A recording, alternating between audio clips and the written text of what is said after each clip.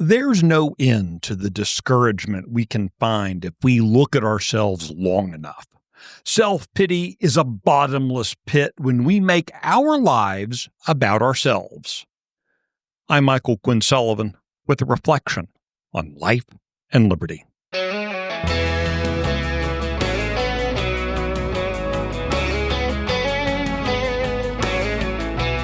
Consider the ancient prophet Elijah. In 1 Kings 18, he was witness to an awesome display of God's power. He saw the prophets of Baal defeated on Mount Carmel. He watched the people rise up and seize the prophets of the false gods. Leaving that place, though, Elijah got word that the evil Jezebel intended to kill him. She, after all, was a cheerleader of Baal, so it's easy to see why she was mad. What's less easy to understand is Elijah's response. Scripture describes Elijah as being afraid and scurrying off into the wilderness. Believing himself to be all alone, Elijah dug for himself a metaphorical pit of despair into which he tossed himself. So we find Elijah praying that God would kill him. Instead, an angel told him to go to Horeb, which is also known as Sinai, where Moses had received the 10 Commandments. He had to be convinced by an angel to get on his way, but he finally went. There, Elijah complained that there were no other men of God in Israel. He cried, quote, "I am the only one left, and now the people are trying to kill me too." It was hogwash.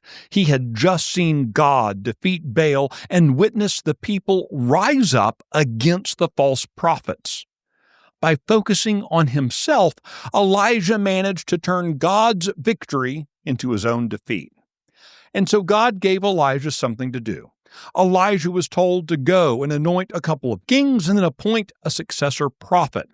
But before he did, God addressed the "woe is me, I'm all alone" nonsense.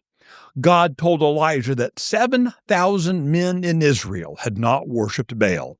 So no matter how he felt, the fact was that Elijah was never alone. The same goes for us. We must be willing to look beyond ourselves. Rather than star as the martyrs in our self-devised tale of woe, we should actively look for allies in the redemptive story that God is working out in our lives. Whatever else might be true in a particular circumstance of life, we can take comfort in the knowledge that God makes sure we are never truly alone.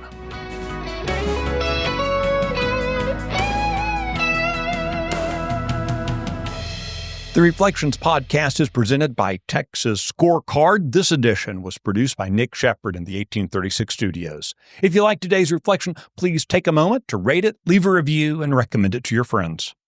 I'm Michael Quinn Sullivan. Thanks for listening.